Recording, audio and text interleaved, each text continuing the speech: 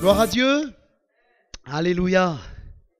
Voilà, on va ouvrir ensemble la parole de Dieu. On va continuer dans la série de messages dans laquelle nous avons commencé il y a quelques mois. Et j'aimerais vous poser cette question. Est-ce qu'il vous est déjà arrivé de vous demander pourquoi dans la Bible, certaines scènes qu'on pourrait considérer comme répugnantes, sales, choses que des fois on n'oserait même pas nommer, la Bible puisse le nommer, la Bible puisse en parler, que la Bible puisse décrire des événements qui sont tellement dramatiques que on ose à peine le dire. Et moi j'ai rencontré parfois des personnes incroyantes et même d'autres confessions religieuses qui pouvaient dire, mais pour moi, la Bible, elle n'est pas inspirée de Dieu. La Bible n'est pas la parole de Dieu parce que la Bible dit des choses tellement sales. Elle raconte des guerres, elle raconte des crimes, elle parle de déviance sexuelle, etc. Si la Bible était la parole de Dieu, elle ne dirait pas ces choses. J'ai parfois entendu ça. Et peut-être si certains vous l'avez entendu, je pense qu'il y a une chose où vous vous êtes posé la question, en tout cas, il y a une chose à considérer. C'est que la parole de Dieu a été écrite dans deux buts principaux. Alors je résume quand je dis deux buts, mais la parole de Dieu a été écrite premièrement pour nous faire connaître qui est Dieu. Ce Dieu saint, ce Dieu éternel, ce Dieu pur, ce Dieu qui n'est pas touché par le mal. À nous le révéler, à nous le faire connaître, à nous montrer qui il est et comment nous pouvons ou nous ne pouvons pas l'atteindre. Et le deuxième but, c'est de nous montrer qui est l'homme.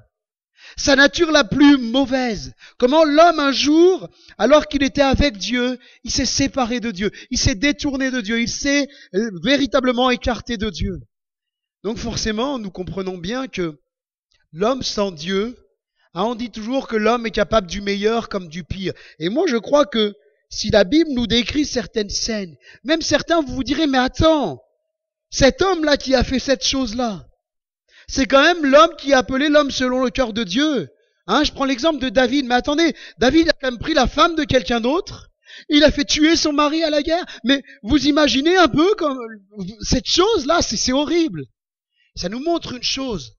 C'est que l'homme qui ne se laisse pas régénérer par Dieu, qui ne se laisse pas changer, même s'il est chrétien, il est capable de faire des choses horribles.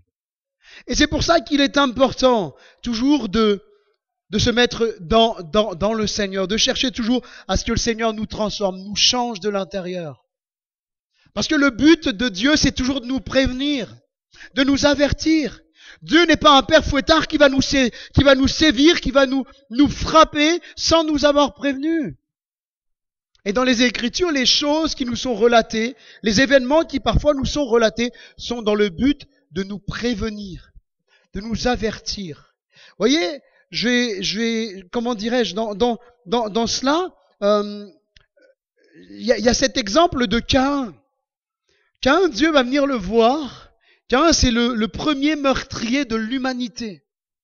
Caïn, c'est cet homme qui va tuer son frère par jalousie. Et par jalousie spirituelle. Ah non, ça n'existe pas, ça, pas dans l'église. Ça n'existe pas, les jaloux spirituels. Eh bien, c'est le cas de Caïn. Il est jaloux parce que Dieu agrée plutôt l'offrande de son frère que la sienne. Et un petit peu. Ça nous arrive jamais d'être jaloux parce qu'un frère ou une sœur est béni et que nous demandons la bénédiction de Dieu dans ce domaine et on l'obtient pas. Ça nous arrive jamais. Mais là, Caïn, c'est le très bon exemple. Parce que Dieu va venir le voir et va lui dire, Caïn, le péché, il est là. Le mal, il est là, il se couche à ta porte. Parce que Dieu sait ce que va faire Caïn. Il lui dit, le péché se couche à ta porte. Mais toi, Caïn, domine sur lui. Si tu agis bien, tu vas relever ta tête. Vous voyez, Dieu non seulement le prévient, et lui donne la solution pour agir différemment. Caïn, malheureusement, n'a pas écouté Dieu. Et il va en suivre ce qui va s'en suivre. Il va être erré sur la terre, etc. Vous connaissez ce texte. Mais Dieu, le but de Dieu, c'est toujours de nous avertir. Et au travers de ce chapitre 16, on va pas le lire en entier, quoi qu'il est 10h moins le quart, donc j'ai le temps. La pendule, elle n'est pas à l'heure, c'est pour ça que je dis ça. Au travers de ce chapitre 16, Jean va de l'évangile de Jean, Jésus, va avertir ses disciples. Il va les avertir de plusieurs choses. Et on va voir de quoi Jésus va les avertir. On peut lire ensemble, si vous voulez bien, dans Jean, chapitre 16. Et on va lire les 16 premiers versets. Jean 16, chapitre 16, verset 1er.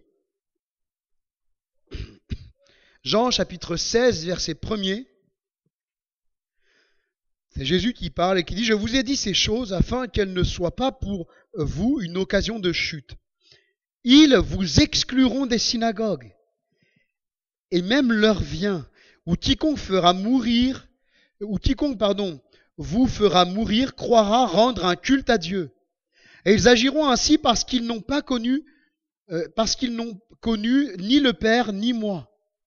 Je vous ai dit ces choses afin que lorsque l'heure sera venue, vous vous souveniez que je vous les ai dites. Je ne vous en ai pas parlé dès le commencement parce que j'étais avec vous. Maintenant, je m'en vais vers celui qui m'a envoyé et aucun de vous ne me demande où vas-tu. Mais parce que je vous ai dit ces choses, la tristesse a rempli vos cœurs. Cependant, je vous dis la vérité. Il vous est avantageux que je m'en aille, car si je ne m'en vais pas, le Consolateur ne viendra pas vers vous. Mais si je m'en vais, je vous l'enverrai. Et quand il sera venu, il convaincra le monde en ce qui concerne le péché, la justice et le jugement. En ce qui concerne le péché, parce qu'il ne croit pas en moi. La justice, parce que je vais au Père. Le jugement, parce que le prince de ce monde est jugé. J'ai encore beaucoup de choses à vous dire, mais vous ne pouvez pas les supporter maintenant. Quand le Consolateur sera venu, l'Esprit de vérité, il vous conduira dans la vérité, car il ne parlera pas de lui-même, mais il dira tout ce qu'il aura entendu, et il vous annoncera les choses à venir. Il me glorifiera, parce qu'il prendra de ce qui est à moi, et vous l'annoncera. Tout ce que le Père a est à moi. C'est pourquoi j'ai dit qu'il prend de ce qui est à moi et qu'il vous l'annoncera. Encore un peu de temps et vous ne me verrez plus. Puis, encore un peu de temps et vous me verrez parce que je vais au Père. Amen. Gloire à Dieu. Alléluia. Alors bien sûr, nous ne lisons pas tout le chapitre 16 et comme je le répète depuis plusieurs dimanches, je n'aurai pas la prétention de voir chaque sujet, chaque verset de ce chapitre 16 parce que nous n'aurions pas assez de temps pour tout voir. Mais la première chose que l'on peut relever, soulever, souligner, c'est que Jésus annonce sa mort. Jésus annonce qu'il va mourir. Jésus annonce qu'il va être livré. Et il l'annonce pas à n'importe quel moment parce que pour nous c'est quelques chapitres plus loin, mais sur le temporel, on pourrait dire que c'est quelques heures, quelques jours plus loin. Jésus va être livré. Jésus va être condamné. Et vous voyez dans ce que nous avons lu, Jésus dit qu'il a annoncé ces choses afin que ses disciples, que ces choses qui vont arriver ne soient pas pour les disciples une occasion de chute. Verset 5, maintenant je m'en vais vers celui qui m'a envoyé. Verset 16, encore un peu de temps et vous ne me verrez plus. Verset 28, je suis sorti du Père et je suis venu dans le monde. Maintenant, je quitte le monde et je vais au Père. Voilà ce que Jésus annonce là. Il annonce sa mort. Il annonce qu'il va quitter la terre. Il annonce qu'il va rejoindre le Père Céleste. Et ce n'est pas la première fois qu'il va annoncer qu'il va mourir, qu'il va être trahi, qu'il va être livré. Et je dirais même plus, quand Jésus physiquement ne l'annonçait pas, Dieu l'annonçait dans les prophéties de l'Ancien Testament. Le roi David, inspiré par l'Esprit de Dieu, sans se rendre compte, parce que lui-même vivait une situation difficile où un de ses proches a tourné le talon contre lui, et on peut penser notamment à Absalom, mais à ce moment-là, David, inspiré par l'Esprit de Dieu, va dire, celui avec qui mangeait à ma table a dressé le talon contre moi. Et ces prophéties vont être reprises pour annoncer que Jésus va être trahi par Judas, celui qui mangeait avec lui. Celui qui avait, comme les apôtres pouvaient le dire, la même part au ministère que les autres apôtres. Toute la vie de Jésus est rythmée par cela, par son objectif. Et je pense que dans la vie, c'est important d'avoir des objectifs. C'est important que chacun d'entre nous, nous puissions nous fixer des objectifs. Alors des objectifs en tout genre. Dans le milieu professionnel, c'est important de se fixer des objectifs. Dans le milieu, dans notre vie personnelle, privée, c'est important de se fixer des objectifs. Dans notre vie spirituelle, c'est important de se fixer des objectifs pour savoir où on veut aller, où on va. C'est pas le tout de, lorsque le 1er janvier arrive, dire j'arrête ceci, j'arrête cela. Mais quand on n'a pas un objectif clair et qu'on n'est pas prêt à se mettre en action pour l'atteindre, on ne l'atteint jamais. Mais Jésus, lui, il a un objectif en venant dans ce monde. Avant même de venir dans le monde, il n'arrive pas dans le monde, dans l'étable, et puis il grandit, puis il dit, mais qu'est-ce que je vais bien pouvoir faire de ma vie? Ça, on s'est jamais posé cette question, non. Je suis peut-être le seul. Qu'est-ce que je vais faire de ma vie? Mais Jésus, lui, il s'est pas posé cette question. Parce qu'il savait ce qu'il devait faire. Déjà, tout jeune, lorsque ses parents vont le chercher, il va dire, ne savez-vous pas que je dois m'occuper des affaires de mon Père? Jésus savait ce qu'il devait faire. Jésus savait en venant dans le monde qu'il allait mourir sur la croix. Et toute sa vie est rythmée par cela. Vous savez pourquoi? Parce qu'à certains moments, on va vouloir le mettre à mort, on va vouloir le lapider, mais Jésus ne devait pas mourir par lapidation. Jésus devait être considéré par tout le peuple juif comme quelqu'un de maudit. Maudit est l'homme qui est pendu au bois. Jésus ne devait pas mourir par lapidation.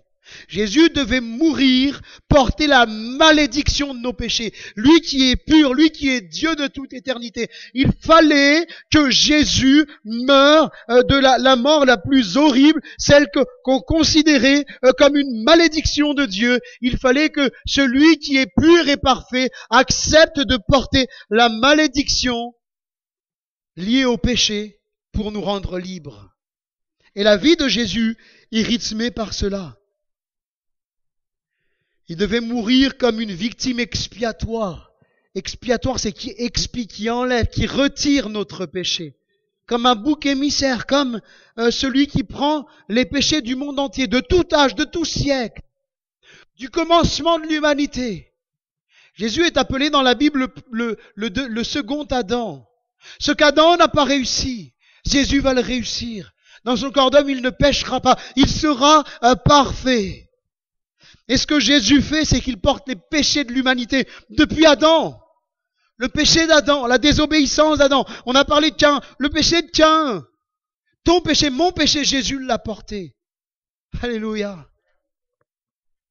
De toute éternité, Jésus savait ce qu'il attendait et il est venu sur terre pour accomplir cela. Il annonce sa mort dans le but d'avertir ses disciples. J'en ai déjà plus ou moins parlé. Verset 1, je vous ai dit ces choses afin qu'elles ne soient pas pour vous une occasion de chute. Le but est clair. C'est que ses disciples ne soient pas abattus, démolis, sans foi lorsque cet événement arrivera, mais au contraire, qu'ils se rappellent que Jésus avait annoncé cela et que leur foi en soit fortifiée.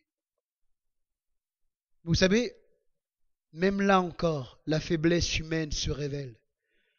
Alors qu'ils ont le prophète par excellence, ils ont Dieu qui a visité les hommes, qui leur annonce toutes choses. Et bien même là, quand le berger va être frappé, les brebis vont être dispersées. Quand Jésus va être emmené à Gethsémani, les disciples vont être tous chamboulés. Et certains, notamment à Emmaüs, vont dire, mais on croyait que ça serait lui qui nous sauverait. Et puis voilà que ça fait 3 jours qu'il est mort. Bien que Jésus les ait avertis, ils semblent comme anéantis. Et des fois dans nos vies aussi, Jésus nous avertit. Il nous prévient. Des fois par une prophétie qui peut être donnée ici dans l'église ou même dans un autre contexte, un frère, une sœur qui nous croise peut-être au magasin, j'en sais rien, dans la rue, et puis en échangeant une parole, il nous dit quelque chose, ça nous touche, on sent que ça vient de Dieu, Dieu est en train de nous avertir, et pourtant quand l'événement arrive, on est comme sans force. On est comme anéanti. Il y a des choses dans nos vies qui peuvent comme nous rendre sans force, nous anéantir. Mais il y a une chose que Jésus fait, c'est qu'il prie pour nous. Jésus est cet avocat auprès du Père. Et Jésus va dire à l'apôtre Pierre, Pierre, le diable vous a réclamé pour vous cribler comme le froment, mais j'ai prié pour toi afin que ta foi ne défaille pas. Voilà notre Jésus. Il n'est pas celui qui, parce qu'on pourrait l'imaginer au ciel, tranquillement, sous les cocotiers, tout ça. Non, non, non. Jésus, il est en action, il est là, il prend soin de nous, il prie pour nous, il est notre Dieu. La mort de Jésus, c'est un sujet de tristesse pour les uns et un sujet de réjouissance pour les autres. Verset 20 du même chapitre 16,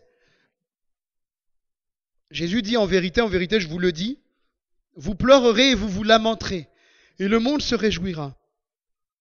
Vous serez dans la tristesse, mais votre tristesse se changera en joie. Vous voyez, la première chose, c'est que c'est un sujet de tristesse pour les apôtres, qui vont voir celui qu'ils aiment, Jésus, leur maître, celui avec qui ils ont cheminé pendant 3 ans et demi, qui va être moqué, insulté, frappé, on va cracher sur lui, et il va être mis à mort, au rang des brigands. Mais cette tristesse se transformera en joie, quand Jésus va ressusciter. Quand Jésus va ressusciter d'entre les morts, quand Jésus va remonter au ciel, quand l'Esprit de Dieu va venir et va comme s'emparer des disciples, va remplir les disciples. Il y a un sujet de joie. Et ce qui fait que le christianisme, alors comprenez bien, quand je dis christianisme, je ne parle pas d'une religion, mais je parle de l'ensemble des disciples de Jésus-Christ. Ce qui fait que le nom de Jésus va s'étendre de siècle en siècle, d'âge en âge. On n'a jamais autant parlé d'un homme que de Jésus. Je ne sais pas si c'est encore d'actualité, mais le livre qui était jusqu'alors le plus lu au monde, c'est la Bible. C'est extraordinaire. Comment ceux qui voudraient taire le christianisme et dire que Jésus n'était pas Dieu, etc., personne n'a réussi à éteindre cela. Parce que cette joie est tellement forte. Quand Jésus transforme un disciple, quand Jésus transforme un homme, et que cet homme devient ou cette femme devient un disciple de Jésus-Christ, il ne peut pas s'empêcher de le crier autour de lui. Il ne peut pas s'empêcher d'aller voir ses amis, ses voisins, ses collègues et de lui dire Jésus a changé ma vie. C'est un sujet de joie. Mais c'est aussi un sujet de joie au moment précis pour ce monde qui a rejeté Dieu. Ce monde qui va se moquer. Mais c'est pas la même joie, là. C'est une joie amère. Ce monde qui va rejeter Dieu. Alors quand je dis ce monde, je parle de l'esprit du monde. Ce monde qui va rejeter Dieu. Ce monde qui va rejeter Jésus. Ah, ils vont se réjouir, hein. Ça va rire, ça va se moquer de lui. Ça veut dire, si t'es prophète, en lui mettant quelque chose sur les yeux, si t'es prophète, prophétise donc, c'est qui te frappe? On va se moquer de lui.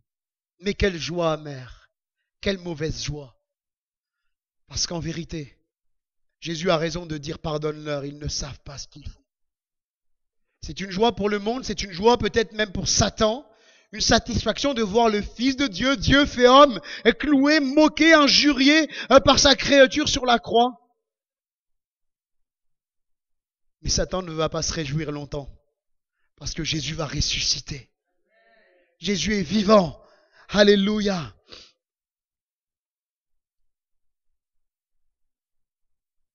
Jésus se trouve seul face à la mort.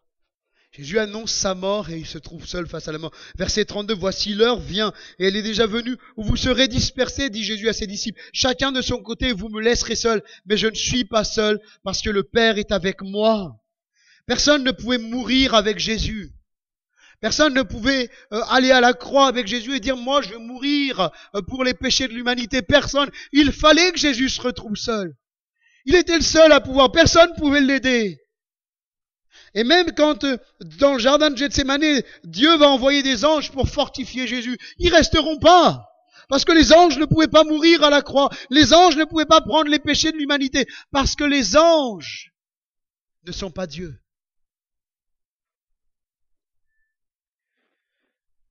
Personne ne pouvait le faire, il fallait qu'il n'y en ait qu'un. Et c'est Jésus qui meurt comme un substitut. Il prend notre place. Mais il était blessé pour nos péchés, brisé pour nos iniquités. Le châtiment qui nous donne la paix est tombé sur lui. Et c'est par ses meurtrissures que nous sommes guéris. Nous étions tous errants comme des brebis, chacun suivait sa propre voie. Et l'Éternel a fait retomber sur lui l'iniquité, le péché de nous tous. Ésaïe chapitre 53, versets 5 à 6. Jésus est mort, c'est pour cette raison que Jésus est mort. Pour prendre ta place, pour prendre ma place. Et par ces paroles, je ne suis pas seul car le Père est avec moi. Jésus nous donne là un encouragement. Jésus va subir la pire épreuve qu'un homme puisse subir. Imaginez-vous que vous commenceriez à ressentir, comme par empathie, toutes les souffrances des gens. Vous entendez peut-être la personne qui se trouve au bout de l'allée, au bout de la rue, là, crier sous les coups de son mari. Vous entendez l'enfant pleurer sous les coups de sa mère ou de son père. Vous sentez cette misère, elle est là, elle est dans vos pensées, elle est dans votre cœur, elle est dans vos yeux. Mais combien c'est horrible! Jésus a subi cela. Il a pris toutes les souffrances sur la croix. Tous nos péchés, il les a pris sur la croix. Et là, il se retrouve seul. Quel encouragement pour nous! Parce qu'on ne peut pas considérer que la plus grosse de nos épreuves arrive simplement à la cheville de l'épreuve que Jésus a subie. Il dira, mon âme est angoissée jusqu'à la mort. Ce que Jésus va subir comme épreuve, c'est horrible. Et pourtant, là, une parole d'encouragement surgit. Il dit, je ne suis pas seul parce que le Père est avec moi. Et quand tu te trouves seul, mon frère, ma sœur, quand l'épreuve elle est là, quand c'est dur, quand tu traverses des épreuves dans ton foyer, dans ta famille, peut-être avec tes enfants, avec tes petits-enfants, peut-être, je sais pas, à ton travail, j'aimerais te dire une chose, même si personne n'est là, même si tu te sens seul, Jésus, tu n'es jamais seul avec Jésus. Jésus sera toujours là pour toi. Mais il l'a promis, je suis tous les jours avec vous jusqu'à la fin du monde. Jésus ne t'abandonnera jamais, mon ami. Mon frère, ma sœur, Jésus ne te laissera jamais. Connais tous peut-être pas, hein, je suis peut-être le seul, ça se trouve. Il y a que moi le jeune qui connaît les vieux chants. Non jamais tout seul, non jamais tout seul. Il y en a qui connaissent ce chant-là. Levez un peu la main que je me sente un peu moins seul. Levez bien haut là, que je vois bien. Ça va, je me sens moins seul. Il y a quand même quelques personnes. Non jamais tout seul, alléluia. Tu seras jamais seul avec Jésus. Même dans ton épreuve, même quand tu ne le sens pas, même quand tu as l'impression que tes prières ne dépassent pas le plafond, Jésus sera toujours là pour toi. Jésus t'abandonnera jamais. Alors dans ton épreuve, mon frère, ma sœur, prends courage. Tu n'es pas seul parce que le Père, parce que Christ vit en toi. Quand tu as donné ton cœur à Jésus, que tu as abandonné ta vie entre les mains de Dieu, Jésus vit en toi. Donc, tu n'es pas seul. Amen. C'est par amour pour nous que Jésus est mort. Et toujours sur ce point que Jésus annonce sa mort. Versets 27 à 28, car le Père lui-même vous aime. Et si peut-être quelqu'un a la conception d'un père comme un père fouettard, un père qui frappe, un père méchant, un père qui rabaisse, un père qui se moque, un père qui bat ses enfants. Je ne sais pas quelle image tu as du Père. Mais le Père céleste, ton Dieu, il n'est pas comme ça. Ton Dieu, il n'est pas comme ça. Car le Père lui-même vous aime parce que vous m'avez aimé et que vous avez cru que je suis sorti de Dieu. C'est l'amour de Dieu qui a poussé Jésus à mourir sur la croix. Jean chapitre 3 verset 16, car Dieu a tellement aimé le monde, car Dieu t'a tellement aimé qu'il a donné son Fils unique Jésus, afin que tous ceux qui croient en lui ne meurent pas, mais qu'il ait la vie éternelle. Dieu t'aime, Jésus t'aime, et Jésus a pris ta place sur la croix. Jésus a pris ma place sur la croix. Moi j'avais l'image d'un père. Pour moi, un père, c'était quelqu'un d'alcoolique, de violent, qui battait sa mère. C'est quelqu'un qui a forcé son épouse à divorcer alors que son plus jeune enfant n'avait que 3 ans et demi, donc moi. Voilà l'image que j'avais d'un père. Et vous savez, un jour, j'ai fait cette prière à Dieu. J'ai dit, Seigneur, que je ne sois jamais le père que j'ai eu et que je sois le père que je n'ai pas eu. Je ne sais pas si je m'exprime bien et si je l'ai bien dit. Mais on peut avoir une mauvaise image d'un père, une image déformée. Peut-être que certains, dans cette salle, ont traversé des moments douloureux dans leur vie, dans leur passé. Ont subi peut-être des choses dures de la part d'un de leurs parents. J'aimerais te dire que ton Père Céleste, il n'est pas comme ça. Il faut que tu changes cette image. Ton Père Céleste, c'est celui qui t'aime et qui prend soin de toi. À tel point peut-être que tu n'as jamais réussi à appeler ton Père Papa, mais tu peux appeler ton Dieu Papa. Il est ton Papa, il est ton Père. Il est celui qui prendra toujours bien soin de toi.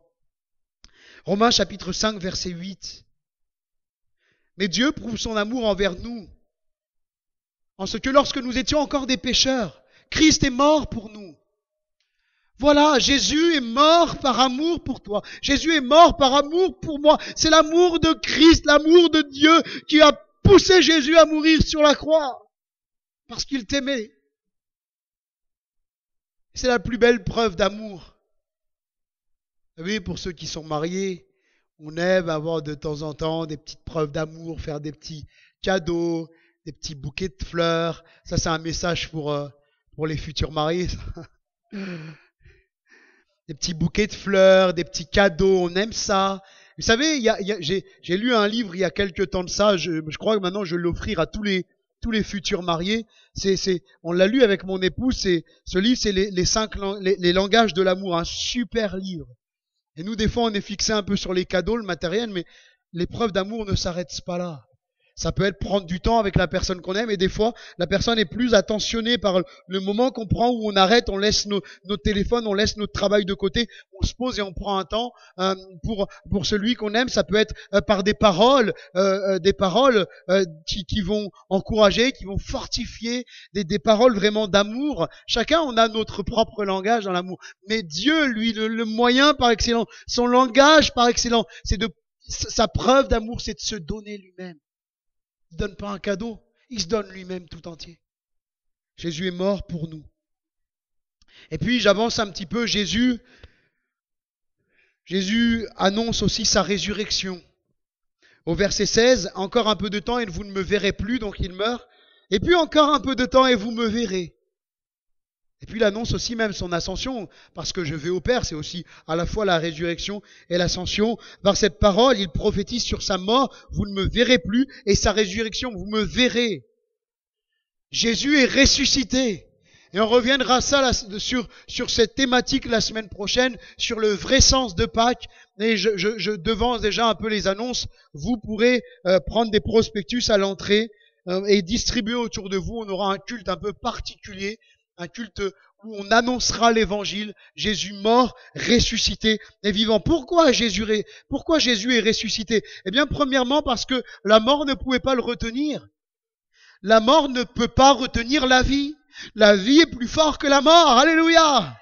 Jésus a dit, Jean chapitre 14, verset 6, je suis le chemin, la vérité et la vie. Alléluia! Et la mort ne peut pas retenir la vie. Certains ont utilisé le fait que Jésus soit pleinement Dieu dans un corps d'homme, comme quoi Dieu est mort. Alors le corps, comprenez un peu ce que je vais dire, le corps de Dieu, le corps de Jésus fait homme. Il est mort sur la croix, mais l'Esprit de Dieu est éternel. Dieu ne meurt pas. Simplement, il va se livrer à la mort, mais son esprit, l'Esprit de Christ, ne meurt pas. Pourquoi Jésus est ressuscité? Ô mort, où est ta victoire? Ô mort, où est ton aiguillon? 1 Corinthiens 15, 55. La mort n'a pas eu le dernier mot. Jésus est ressuscité et il est vivant. Dieu ne peut pas mourir et parce que cela était dans le plan de Dieu. Parce qu'il fallait que Jésus ressuscite. Et pourquoi il fallait que Jésus ressuscite? Pour que nous puissions nous identifier à son œuvre. Pour que nous puissions nous identifier à son œuvre. Et ce n'est pas une doctrine nouvelle que je vous sors là. C'est dans les Écritures. Romains chapitre 6, et on va lire Romains chapitre 6, versets 4 à 8. Romains, lettre aux Romains, chapitre 6, versets 4 à 8. Nous avons donc été ensevelis avec lui par le baptême en sa mort. Voilà pourquoi dans ce lieu on baptise par immersion, totalement plongé, et non pas simplement tel que le baptême traditionnel avec quelques gouttes. On plonge dans l'eau.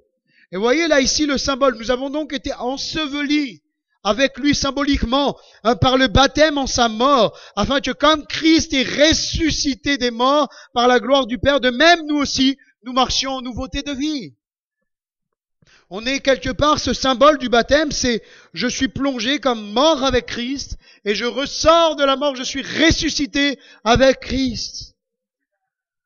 En effet, verset 5, si nous sommes devenus une même plante avec lui par la conformité à sa mort, nous le serons par la conformité à sa résurrection, sachant que notre vieil homme a été crucifié avec lui, afin que le corps du péché fût détruit, pour que nous ne soyons plus esclaves du péché. Voilà pourquoi Jésus est mort et ressuscité, pour que tu ne sois plus esclave du péché.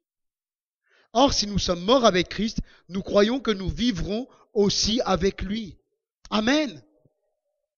Jésus a rendu possible par sa résurrection la nouvelle naissance, dont il nous a enseigné, nous l'avons lu dans Jean au chapitre 3, que personne ne peut entrer dans le royaume des cieux s'il ne naît pas de nouveau.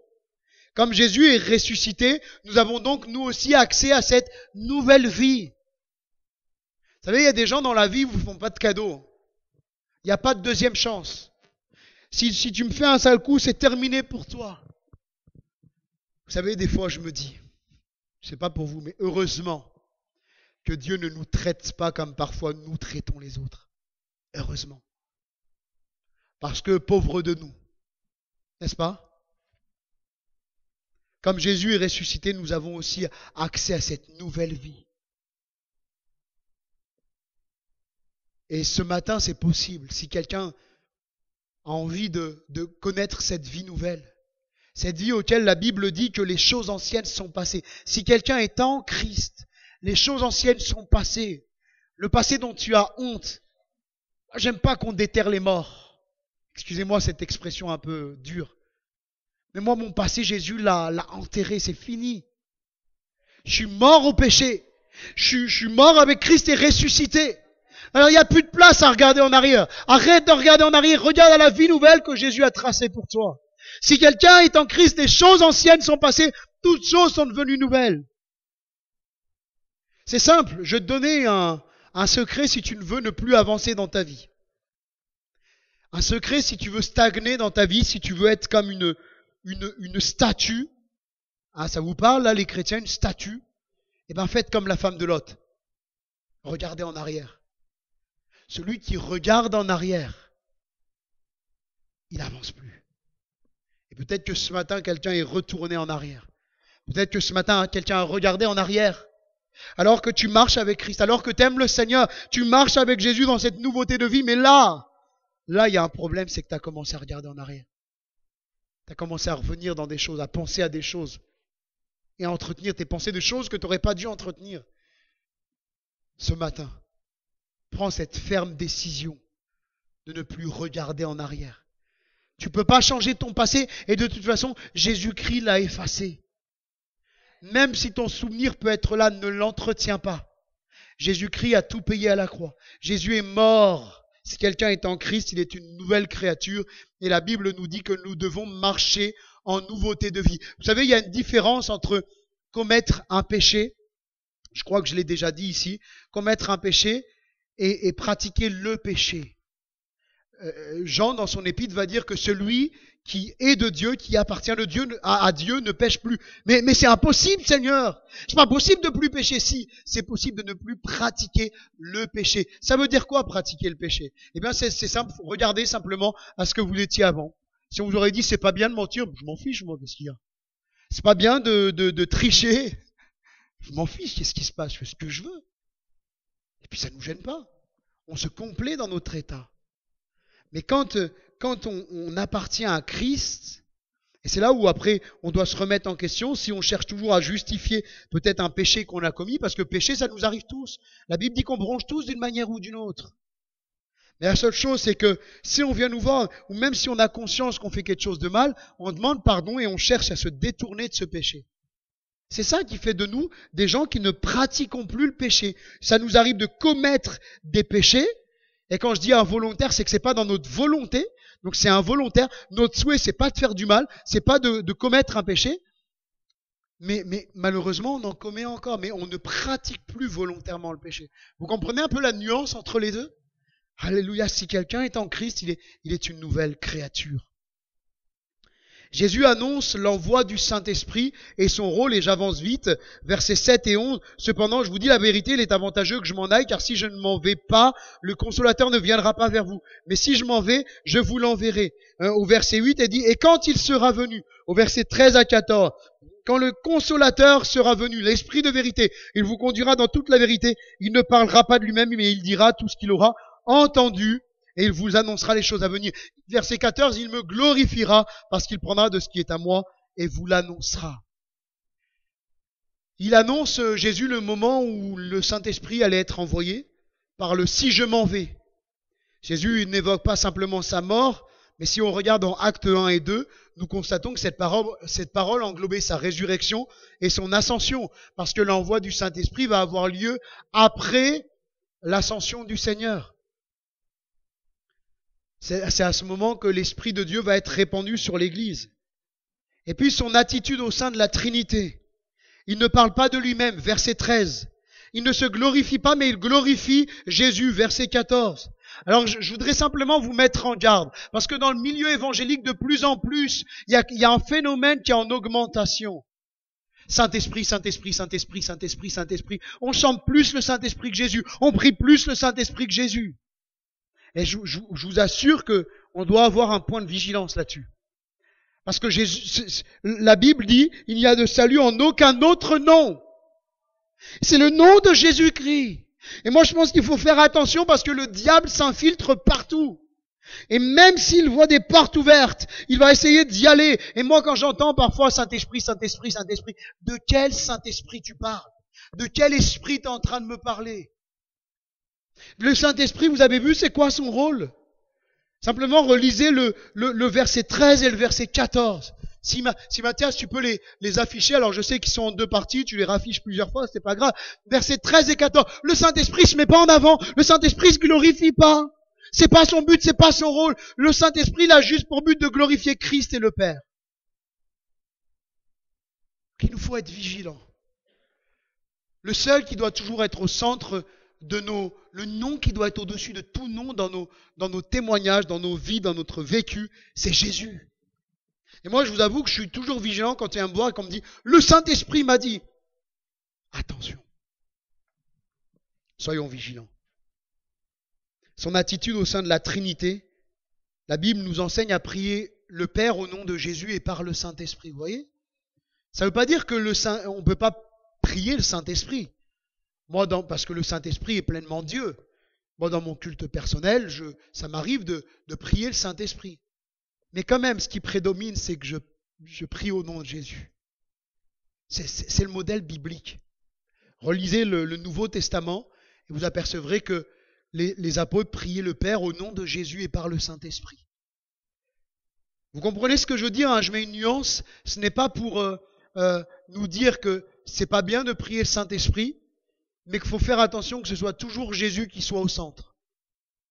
Parce que des fois, on peut dévier dans des choses et finalement, on réalise que c'est plus le Saint-Esprit. C'est pas le Saint-Esprit dont on parle, c'est plus le Saint-Esprit. Son rôle, le rôle du Saint-Esprit chez le non-croyant. Verset 8, conviction de péché, de justice et de jugement. Et au verset 9, il dit en ce qui concerne le péché, parce qu'il ne croit pas en moi. Et c'est ça le véritable péché. C'est de ne pas croire en Jésus. De ne pas chercher à le connaître, de le refuser. Et quand on est convaincu de péché, eh bien, on réalise tout le mal qui est en nous et combien Dieu est pur. Et ça touche nos cœurs. Ça nous pousse à la repentance, à demander pardon à Dieu. Lorsqu'une personne entend l'évangile, le Saint-Esprit touche le cœur de l'auditeur qui ressent une tristesse de vivre loin de Dieu. C'est ça la conviction de péché. Et ensuite, s'en vient la repentance et demander pardon à Dieu.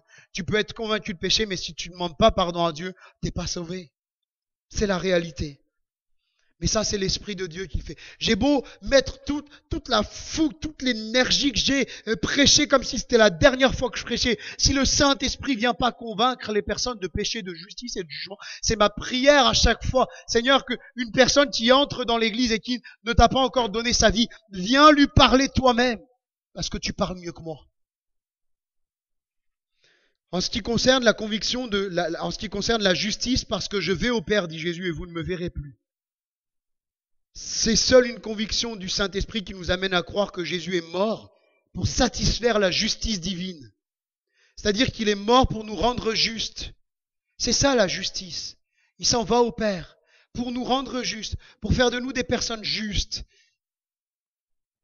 Et puis la conviction de jugement, de péché, de justice et de jugement, parce que le prince de ce monde est jugé. De même, l'Esprit agissant dans notre cœur nous fait comprendre que si on ne donne pas notre vie à Jésus, on sera jugé un jour. L'évangile à l'eau de rose, ça m'intéresse pas. Seul l'évangile pur. Celui qui te dit, mon ami, peut-être t'as pas encore donné ta vie à Jésus. Ne tarde pas à donner ta vie à Jésus. J'aimerais te dire pourquoi, parce qu'un jour vient le jugement. Aujourd'hui, on est sous la grâce, mais un jour viendra le jugement. On aura à comparaître devant Dieu de tout ce qu'on a entendu. On aura à comparaître du fait qu'on l'ait accepté ou qu'on ne l'ait pas accepté. N'attends plus. Si Dieu t'a déjà parlé, si Dieu a déjà touché ton cœur, donne tout ton cœur à Jésus. Abandonne-toi à lui. Engage-toi par les eaux du baptême et avance avec Jésus. Son rôle chez le croyant, verset 14. Il prend de ce qui est à Christ et il nous le communique. Verset 13, prophétique, il a le rôle prophétique. Il annonce les choses à venir. Mais bien d'autres textes mettent aussi en avant le rôle du Saint-Esprit dans nos vies. Je vais les passer très, très rapidement. Il nous aide dans notre faiblesse et nous aide lorsque nous prions. Romains 8, 26. De même aussi l'Esprit nous aide dans nos faiblesses, car nous ne savons ce qu'il convient de demander dans nos prières. Mais l'Esprit lui-même intercède par des soupirs inexprimables. Ensuite, il nous convainc que nous sommes enfants de Dieu. Il y a la conviction de péché, mais certains disent, mais comment je peux savoir que je suis enfant de Dieu? Eh bien, qu'est-ce qu'il y a dans ton cœur? Est-ce que pour toi, tu es sûr d'être enfant de Dieu ou pas? Romains 8, 16. L'Esprit de Dieu, donc l'Esprit lui-même rend témoignage à notre esprit que nous sommes enfants de Dieu. Amen. Et ça, c'est pas quelque chose qui est produit par l'homme. C'est Dieu, on lit la Bible et il y a une conviction qui est là. Je sais que je suis un enfant de Dieu. Je sais que je suis sauvé parce que j'ai demandé pardon au Seigneur pour mes péchés. Le rôle du Saint-Esprit dans la vie du croyant, il nous baptise dans le Saint-Esprit et il nous équipe pour le témoignage en nous donnant entre autres les dons spirituels. Acte 1.8, on connaît par cœur ce texte. Vous recevrez une puissance venant du Saint-Esprit sur vous et vous serez mes témoins. Lorsque je suis baptisé du Saint-Esprit, que je parle en langue, que je loue Dieu en langue, que je connais pas ce que je dis, mais l'Esprit, lui, il intercède, il remercie Dieu en langue. Moi, je comprends pas, mais Dieu, lui, comprend bien. Et au niveau du parler en langue, je vais vous citer au moins deux textes. 1 Corinthiens 14, verset 2. En effet, celui qui parle en langue, qui prie, qui loue Dieu en langue, ne parle pas aux hommes, mais à Dieu. Car personne ne le comprend. C'est en esprit qu'il dit des mystères. Et lorsque je remercie Dieu en langue, je m'en rends pas compte et je vous assure que c'est important. Si peut-être quelqu'un a laissé de côté le parler en langue et que tu pries plus en langue, reviens au parler en langue. Loue Dieu en langue. Quand tu as été baptisé du Saint-Esprit, loue Dieu en langue. Et si quelqu'un serait baptisé du Saint-Esprit ce matin, quand on va prier, eh bien tu laisses l'Esprit de Dieu te remplir et tu loues Dieu en langue, tu parles en langue. Parce que on s'édifie, littéralement édifier, c'est se construire. Et on a besoin de ça. 1 Corinthiens 14, verset 4. Celui qui parle en langue s'édifie lui-même, c'est-à-dire se construit. Oui, l'Esprit de Dieu agit en nous pour nous transformer, pour nous sanctifier, pour nous rendre saints à l'image de Christ. Et que nous puissions laisser chaque jour l'Esprit de Dieu travailler, transformer, changer notre cœur. Parce que le Saint-Esprit est toujours prêt à travailler en nous, à nous rappeler ce que Jésus a dit, à nous communiquer, même à nous annoncer des choses. Mais des choses qui sont toujours dans les Écritures, parce que Dieu ne va jamais à l'encontre de sa parole. Et puis dimanche, nous verrons mardi, on verra le quatrième point, qui est ce quatrième point, qui est Jésus annonce ce qui attend ses disciples. Mais j'aimerais conclure en vous citant Matthieu 24, 42. Veillez donc, puisque vous ne savez ni le jour, vous ne savez pas, quel jour le Seigneur, votre Seigneur, viendra. Jésus nous a tout annoncé par avance. Il nous a annoncé qu'il viendrait nous chercher, qu'il allait mourir, qu'il allait ressusciter, remonter au Père, nous préparer une place. Alors, préparons-nous aussi à rencontrer Jésus. Amen.